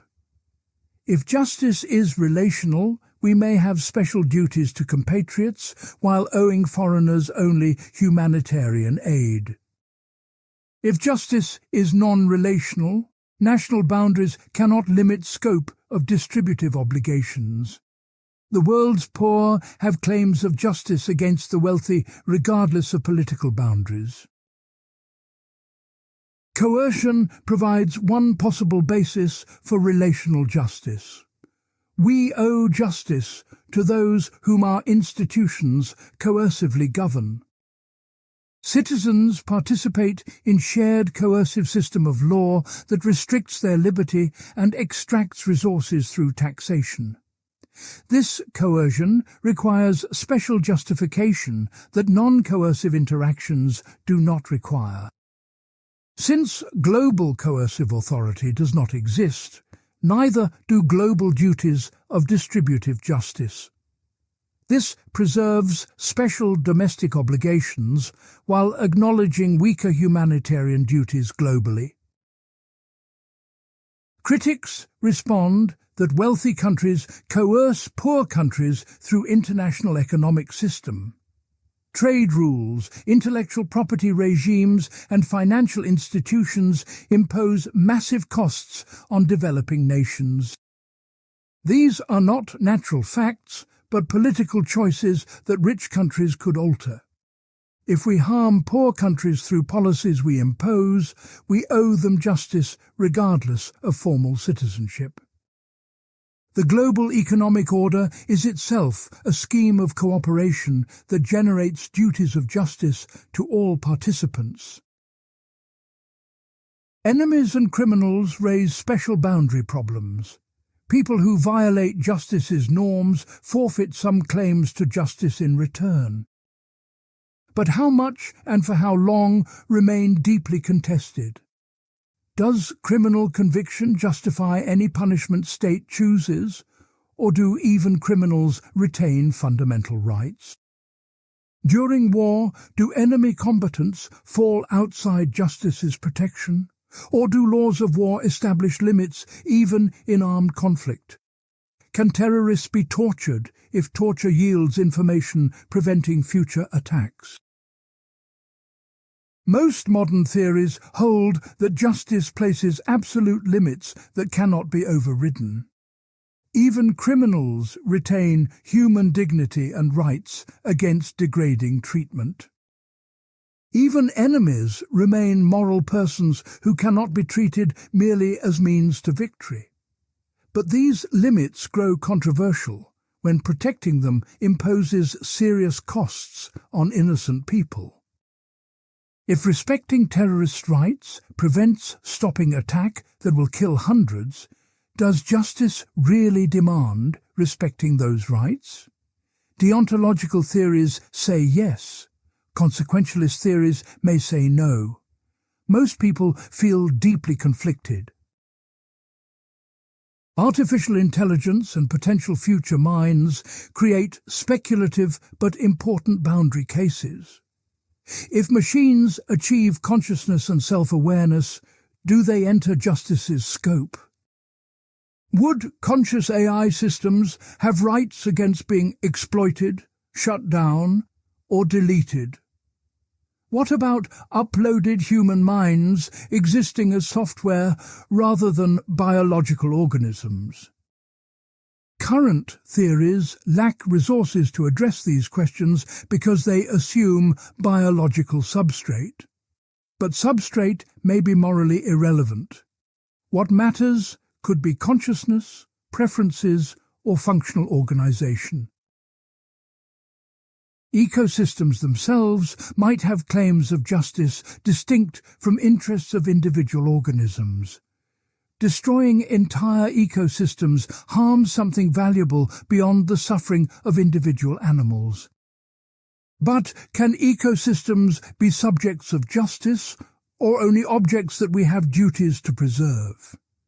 The conceptual apparatus of rights, interests, and justice seems to require individual subjects who can be benefited or harmed.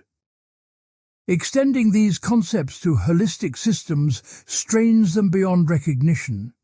Yet treating ecosystems as mere property for human use seems to miss something morally significant.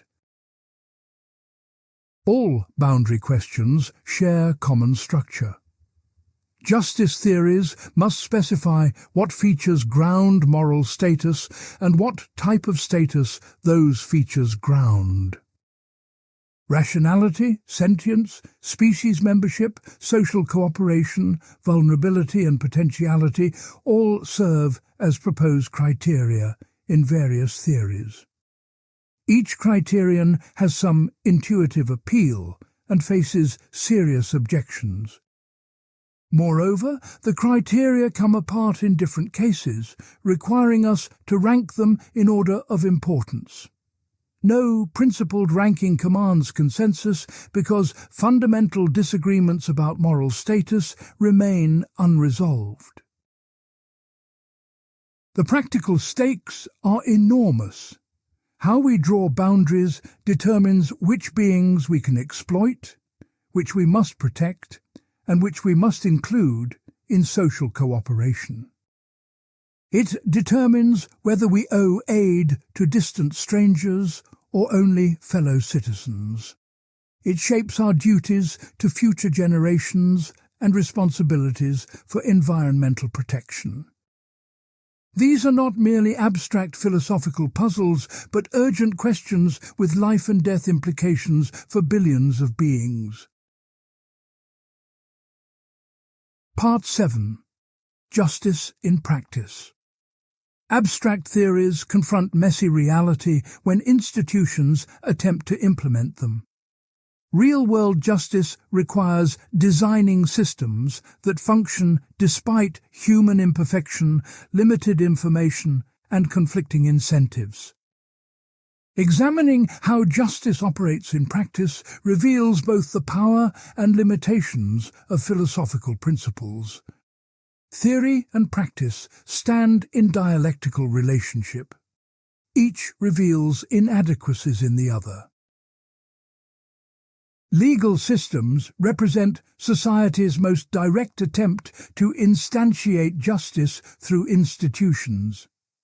Criminal law aims at punishing wrongdoing proportionally while protecting the innocent. Yet every element of this simple formula generates profound difficulties in implementation. How do we determine guilt reliably given imperfect evidence and fallible witnesses? How do we measure culpability when mental states remain hidden and responsibility is distributed across multiple actors? How do we calibrate punishment to crime when harms and wrongs are incommensurable? Retributive justice holds that punishment should be proportional to moral desert. Those who choose to commit serious wrongs deserve serious punishment, regardless of whether punishment serves social purposes. This grounds punishment in backward-looking moral facts rather than forward-looking consequences. But measuring desert precisely proves impossible without interpersonal comparisons of moral badness.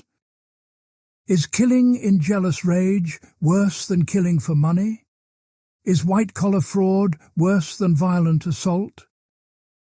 Intuitions diverge sharply, and no metric exists to resolve disagreements objectively.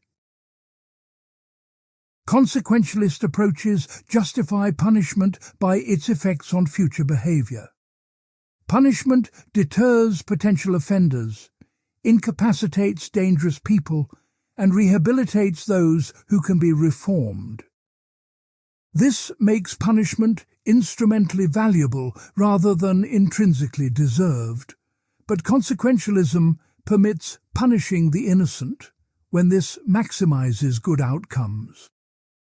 If executing a scapegoat would prevent riots that kill more people, consequentialism may endorse this injustice.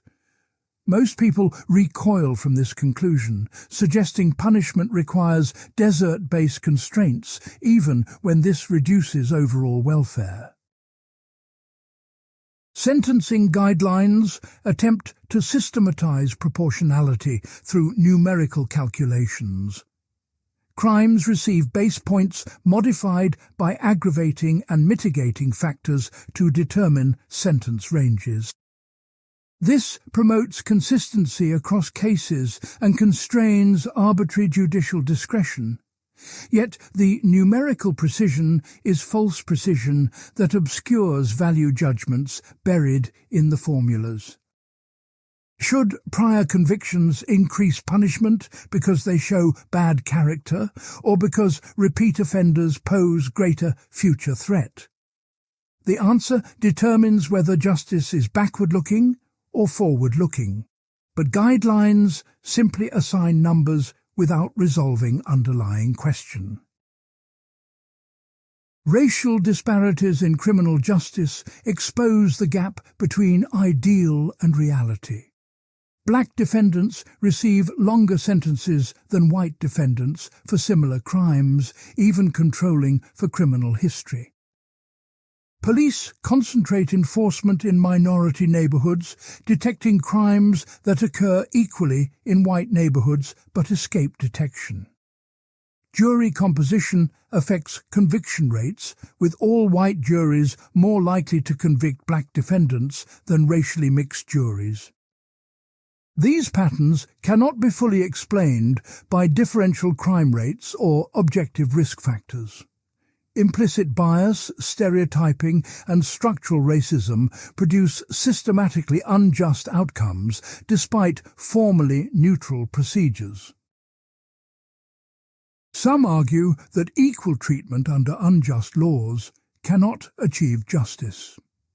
If drug laws are themselves unjust, applying them consistently does not make enforcement just. If poverty drives crime, while wealthy crimes go unprosecuted, punishing poor criminals merely reinforces structural inequality. Transformative justice requires changing underlying conditions rather than fairly distributing punishment within unjust system. But others respond that consistent rule of law is precondition for justice, even when specific laws are imperfect. Allowing official discretion to correct unjust laws invites even worse abuses than mechanical enforcement of bad rules. Economic justice confronts the problem of designing markets that distribute resources fairly while maintaining productivity. Pure laissez-faire capitalism generates enormous inequality and leaves basic needs unmet for millions. But heavy redistribution reduces incentives for productive work and investment. The optimal tax and transfer system must balance these competing considerations without definitive theoretical solution. Progressive income taxation represents compromise between equality and efficiency. Taking larger percentage from high earners' funds, services for low earners while maintaining incentives for productivity. But optimal tax rates remain hotly contested. Marginal rates above 70% existed in the United States during mid-20th century when economic growth was strong. This suggests high taxes need not destroy prosperity. But correlation does not prove causation, and many factors beyond tax rates affect growth. Empirical economics cannot definitively resolve normative questions about how much redistribution justice requires. Healthcare exemplifies distributive justice challenges with life and death stakes. Medical resources are finite, while needs are nearly unlimited given expensive life-extending treatments. Every healthcare system must ration somehow. The question is whether rationing occurs through prices, waiting lists, lotteries, or merit-based allocation. Each method embodies different conception of justice with different winners and losers. Market-based healthcare distributes medical care according to ability to pay. This rewards productivity and preserves choice, but leaves poor people with inadequate care. Single-payer systems guarantee universal coverage, but require rationing through waiting lists and restricted treatment options. Two-tier systems allow those who can afford it to purchase faster or better care while providing baseline for all. This permits inequality while ensuring minimum but may undermine political support for public system as wealthy exit. No system avoids trade-offs between access, quality, choice, and cost. triage protocols must decide who receives scarce resources during emergencies. Utilitarian principles suggest treating those who benefit most, maximizing lives saved or years of life preserved. But this may sacrifice elderly or disabled people who benefit less from treatment per unit of resource expended. Equal access principles suggest lottery or first come, first served, regardless of expected benefit. But this wastes resources when treating person A saves 1 life, while treating person B could save 5 lives. Desert principles suggest prioritizing healthcare workers or others who provide essential services. Each principle captures something important. None fully satisfies when resources run out. Educational justice attempts to provide equal opportunity despite vast differences in family circumstances. Children of educated, wealthy parents enter school with enormous advantages in vocabulary, background knowledge, and academic skills. Equal per-pupil spending cannot overcome these advantages when disadvantaged children need far more resources to achieve comparable outcomes. But weighted funding that gives more to disadvantaged students faces political obstacles from advantaged families who perceive this as unfair. School funding through local property taxes reinforces residential segregation by income and race. Wealthy districts spend far more per student than poor districts even within same state. State equalization formulas attempt to reduce these gaps, but rarely achieve full equality. Attempts to integrate schools through busing generated intense political backlash and white flight to suburbs. Housing patterns, school boundaries, and funding mechanisms interact to perpetuate educational inequality across generations, despite formal equality of opportunity. Affirmative action represents controversial attempt to correct historical injustices and current disadvantages. Preferential admissions for underrepresented minorities aim to increase diversity and counteract discrimination's lingering effects. But race-conscious policies appear to violate principle that individuals should be judged without regard to race. They may harm Asian applicants who face higher admissions standards despite being racial minorities themselves. And they may stigmatize beneficiaries by suggesting they gained admission through preferences rather than merit. Colorblind policies avoid these problems, but perpetuate disparities by ignoring how current inequality reflects past injustice. Class-based affirmative action offers alternative that assists disadvantaged students without explicit racial classifications. Socioeconomic status predicts academic outcomes independently of race and avoids explicit racial distinctions. But class-based approaches help fewer Black and Hispanic students because many face disadvantages independent of poverty. Racial discrimination exists apart from economic disadvantage and requires race-conscious remedies to address fully. Every approach to educational justice involves trade-offs between competing principles and affected groups. International institutions demonstrate challenges of justice beyond the state. The United Nations gives equal vote to nations of vastly different population and power. This respects state sovereignty, but means citizens of small nations have proportionally more influence than citizens of large nations. Weighted voting by population would be more democratic, but threatens small nation sovereignty. Security Council veto power concentrates authority in 5 nations based on post-World War II power distributions. This creates effective governance by engaging major powers, but institutionalizes inequality among nations. International trade rules, negotiated through World Trade Organization, illustrate how procedural fairness can mask substantive inequality. Formally, all member nations negotiate as equals, with one nation, one vote on treaty amendments. But wealthy nations with sophisticated legal resources and market power effectively dictate terms to poor nations with weak bargaining positions. Free trade benefits efficient producers while devastating workers and industries in less developed countries.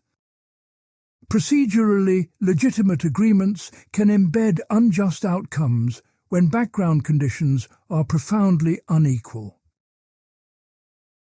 Climate change negotiations confront justice between current and future generations and between rich and poor nations. Wealthy countries industrialized first and produced most historical emissions that caused climate change. Poor countries want to develop using fossil fuels as rich countries did before adopting expensive clean energy. But if poor countries follow the same development path, catastrophic warming becomes unavoidable. Justice seems to require either that poor countries sacrifice development or that rich countries provide massive technology transfers and financial assistance. Neither is politically palatable to those who must bear the costs. Reparations for historical injustices like slavery and colonialism raise questions about justice across time. Current descendants of slaves and colonized peoples suffer lasting disadvantages from historical wrongs. But current members of former colonizing nations did not personally commit those wrongs. Should they bear costs of rectifying injustices their ancestors perpetrated? If not, how can historical wrongs ever be corrected when perpetrators and victims are all dead? If yes, this creates potentially unlimited liability extending arbitrarily far into past. Transitional justice confronts these problems when societies emerge from conflict or dictatorship. Truth and reconciliation processes document atrocities without necessarily punishing perpetrators.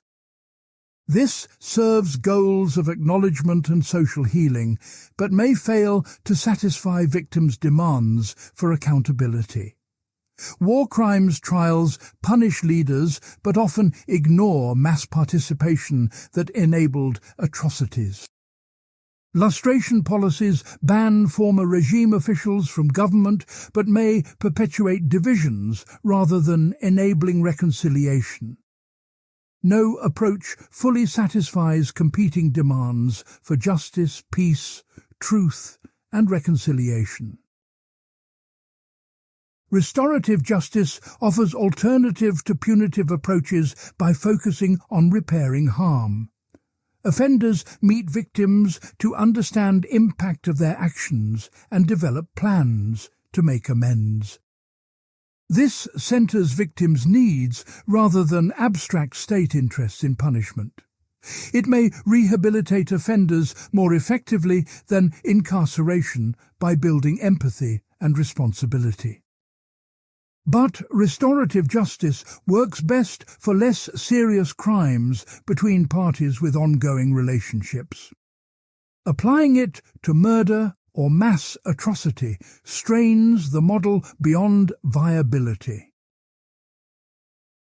Cross-cultural variation in justice conceptions complicates universal theories.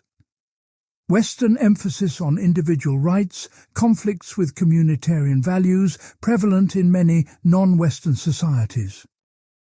Honor-based justice systems prioritize family and community reputation over individual autonomy. Some cultures emphasize restoration over punishment, Others emphasize collective responsibility over individual guilt.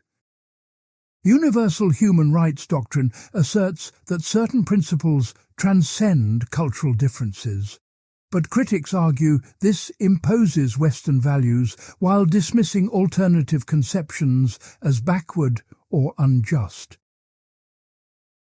Empirical research on justice judgments across societies reveals both universals and variation. All cultures punish free riding and reward cooperation, though the thresholds and mechanisms vary. Market-integrated societies show stronger preferences for equal divisions than isolated societies. Larger communities exhibit more costly punishment of unfairness toward third parties. This suggests justice intuitions develop partially through social learning within particular institutional contexts rather than being purely innate. Culture shapes how biological moral foundations manifest in specific norms and practices. The practical challenges of implementing justice reveal that institutions matter as much as principles. Correct theory of justice is insufficient if institutions lack capacity to gather information, resist corruption, and adapt to circumstances. Strong institutions can produce tolerably just outcomes even under imperfect theory. Weak institutions will produce unjust outcomes regardless of how philosophically sophisticated the underlying principles are. Justice requires not only abstract ideals, but also concrete mechanisms that function despite human limitations. Part 8. Critiques, Paradox and Limitations. Justice theories face objections so powerful that no existing framework fully withstands scrutiny. Each major approach contains internal tensions, counterintuitive implications, or question-begging assumptions that critics exploit relentlessly. Understanding these critiques is essential for intellectual honesty about what justice theories can and cannot deliver. Philosophy has not solved justice. It has clarified why justice is so difficult to solve. Utilitarianism's problems extend far beyond the objections previously mentioned. The theory cannot explain why we have special obligations to particular people, like family members or compatriots. From utility-maximizing perspective, strangers' welfare matters equally to your child's welfare when stakes are identical. But most people believe they have stronger duties to their own children than to strangers' children. Utilitarians can try to show that special relationships maximize utility instrumentally. But this makes love and loyalty merely useful rather than intrinsically valuable, distorting their moral significance. The separateness of persons objection cuts deeper. Utilitarianism aggregates utility across people as if society were a single entity experiencing total welfare. But there is no social entity. There are only individuals, each with their own distinct experiences. Benefits to person A do not compensate losses to person B because different people experience the benefits and losses. Justice must respect boundaries between persons rather than treating society as an organism whose parts can be sacrificed for overall health. This objection strikes at utilitarianism's foundational move of summing utilities across individuals. Adaptive preferences create additional problems. People adjust preferences to match available options, so those in terrible circumstances often report high satisfaction. Women in oppressive societies may say they prefer traditional roles because they adapted to lack alternatives. Maximizing actual preferences perpetuates injustice by treating adapted preferences as legitimate rather than distorted by unjust conditions. But overriding people's stated preferences based on what they should want seems paternalistic and disrespectful. Utilitarianism oscillates between respecting problematic actual preferences and imposing controversial ideal preferences. Contractarianism faces the obvious objection that no actual contract ever occurred. Hypothetical agreement cannot bind real people who never consented to anything. Rawls responds that original position represents our considered moral judgments about fairness rather than simulating actual choice. But then why frame the argument as contract at all? The contractual language is metaphor that obscures the real work being done by moral intuitions about equality and reciprocity. Dropping the contract metaphor might strengthen rather than weaken the theory. The publicity condition generates paradoxes for contractarian justice. Principles of justice must be publicly justifiable to all reasonable citizens. Gap. Ones. But some beneficial policies work only if people do not fully understand them. If everyone knows the rules are designed to manipulate their behavior, they may react in ways that undermine the policy's effectiveness. Should we choose less effective but more transparent policies over more effective but less transparent ones? Publicity requirements may sacrifice welfare to respect for persons as autonomous agents. Stability problems haunt contractarian theories. Principles that rational people would agree to behind veil of ignorance may not be stable once veil is lifted. Those who discover they are talented and well-positioned may reject egalitarian principles they chose from ignorance. Rawls argues that principles chosen fairly become part of people's identity and thus self-sustaining. But this assumes justice shapes preferences rather than being subject to them. The stability question may require thick theory of moral psychology that contractarian framework cannot supply. Egalitarianism faces the levelling down objection most forcefully. Strict equality requires reducing inequality even when this makes everyone, including the worst off, worse in absolute terms. If we can eliminate inequality only by destroying resources, equality demands destruction that benefits no one. This reveals that equality is not valuable in itself, but only instrumentally, or as constraint on acceptable inequality. But then egalitarianism is not fundamental principle.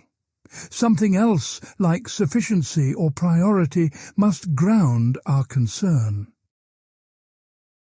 Luck egalitarianism attempts to distinguish chosen from unchosen inequality. Justice requires correcting inequalities that result from bad brute luck, but permits inequalities from personal choices. If you become poor through bad gambles, you deserve your poverty because you chose the risk. But this seems harshly unsympathetic to those who make bad choices and implies they deserve no assistance. Moreover, distinguishing choice from luck proves impossible since circumstances shape what choices seem reasonable. The poor person who drops out of school faces different options than wealthy person who drops out. The metric problem remains unsolved across all distributive theories. What should we equalize? Welfare, resources, capabilities, opportunities, or something else? Each metric generates different policy prescriptions with no neutral way to choose between them.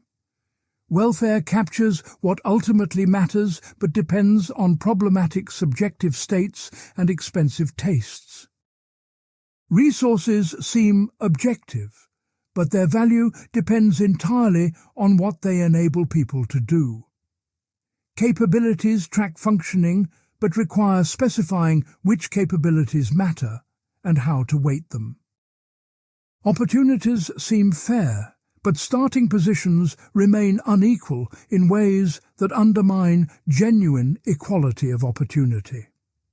Every metric faces problems that motivate moving to alternative metric in endless cycle.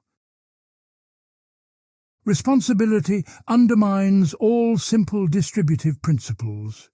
People make choices that affect their outcomes in ways that seem morally relevant. The worker who saves responsibly ends up wealthier than equally paid worker who spends recklessly. Redistributing to achieve equality seems unfair to those who sacrificed for future security. But holding people fully responsible for outcomes ignores how circumstances shape their capacity for responsible choice. The tension between equality and responsibility may be fundamental rather than resolvable through correct theory. All theories face the demandingness objection that justice requires too much.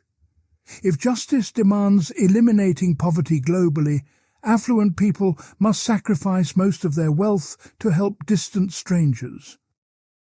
If justice requires maximizing utility, we must constantly calculate expected consequences and optimize every action.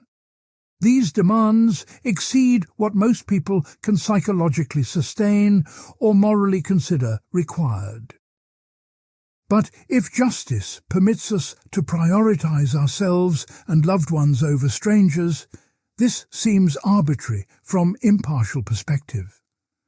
We oscillate between theories too demanding to be psychologically realistic and theories too permissive to be morally adequate. Common sense, morality, and philosophical justice systematically conflict. People have strong intuitions that desert matters, loyalty is virtuous, and some actions are absolutely wrong.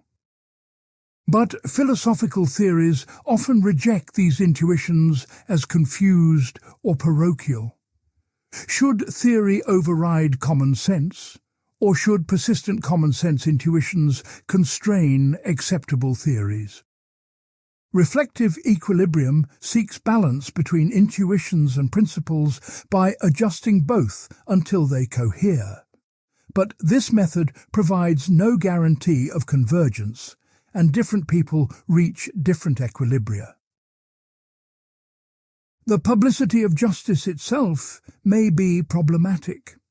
Constantly asking whether actions are just may undermine valuable attitudes like spontaneous generosity or love.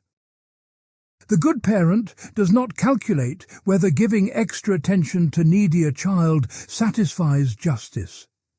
They respond to need directly without mediation through abstract principles.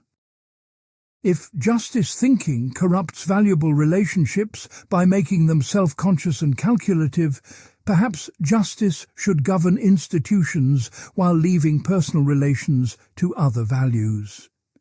But drawing this boundary begs questions about which spheres are personal and which are political.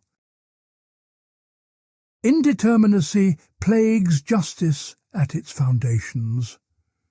Many cases present conflicting considerations with no principled way to weigh them against each other.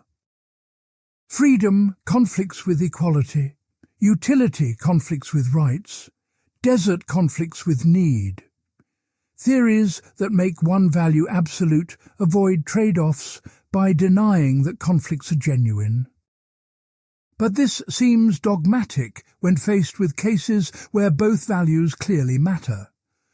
Pluralist theories acknowledge irreducible values but provide no decision procedure for resolving conflicts between them. Justice may be essentially contested concept, admitting multiple reasonable specifications rather than unique correct theory. The fact-value gap remains unbridged despite centuries of philosophical effort. Descriptive facts about human nature, social institutions, or economic relationships do not entail normative conclusions about what justice requires. We cannot derive aught from is without smuggling in normative premises. But normative principles disconnected from facts become empty formalisms with no practical guidance. Justice theories must somehow connect facts and values while respecting their logical independence. No satisfactory account of this connection has achieved consensus. Relativism threatens to undermine justice's objectivity entirely. If different societies have genuinely different values, perhaps no universal principles of justice exist. What seems just in one culture may be unjust in another, with no neutral standpoint to adjudicate. But this makes justice arbitrary and permits atrocities if local culture endorses them. Universalism about justice seems necessary to condemn injustice wherever it occurs. Yet imposing universal principles on unwilling societies looks like cultural imperialism. The paradox of political legitimacy compounds these difficulties. Legitimate authority requires voluntary consent, but requiring unanimous consent makes governance impossible. Majority rule permits binding dissenters to decisions they reject as unjust. But if majority can override individual rights, what makes democracy different from tyranny of the majority? Constitutional constraints on majority rule seem necessary, but who determines what constraints are legitimate? Courts imposing constitutional limits override democratic decisions, creating counter-majoritarian difficulty. Every solution to legitimacy paradox generates new problems about who has authority to make authoritative decisions. Time further complicates justice in ways theories rarely address adequately. Should we judge actions by consequences known at the time or by actual outcomes discovered later? Policies that seem just given available information may prove disastrous when unforeseeable consequences materialize. But requiring foresight we cannot possess makes justice impossible to achieve. Similarly, should rectifying past injustice take priority over addressing current injustice or preventing future injustice? Limited resources cannot address all injustice simultaneously, forcing tragic choices between competing temporal claims. Uncertainty pervades justice deliberations at every level. We cannot know consequences of policies with precision, cannot measure subjective states reliably, and cannot predict how institutions will evolve. Yet justice theories typically assume complete information that decision-makers never possess. Theories that work under idealized conditions may fail catastrophically when applied under realistic epistemic constraints. Epistemic humility may be more important than theoretical sophistication for practically achieving tolerable justice. Common misconceptions about justice persist despite philosophical correction. Many believe justice requires treating everyone identically, ignoring relevant differences in circumstances and needs. Gap. 1. Many confuse justice with legality, assuming that whatever law permits must be just. Many think justice is purely procedural, ignoring substantive outcomes that procedures generate. Many believe justice demands strict equality, missing how some inequalities can benefit everyone, including the worst off. And many think justice is whatever feels fair intuitively, ignoring how intuitions reflect self-interest and cultural conditioning. Perhaps the deepest limitation is that justice is not the only value. Love, compassion, mercy and forgiveness sometimes require setting justice aside. The parent who forgives the child who wronged them acts well, even though justice would demand accountability. The society that offers amnesty to enable reconciliation may achieve peace that strict justice would prevent. Justice is necessary but insufficient for good society. It must be balanced against competing values that also matter morally. No theory specifies when justice should yield to other values and when it should remain paramount. The ultimate limitation is that perfect justice may be impossible for beings like us. We are partial to ourselves and loved ones, biased by self-interest and group loyalties, and limited in knowledge and foresight. The psychological machinery evolution built for small-scale cooperation may not scale to anonymous mass societies. Our moral intuitions conflict irresolubly because they reflect adaptations to different ancestral problems. Rather than discovering perfect justice theory, perhaps the task is managing inevitable injustices as well as imperfect creatures can. This does not mean abandoning the pursuit of justice. Even if perfect justice is impossible, more justice is better than less justice.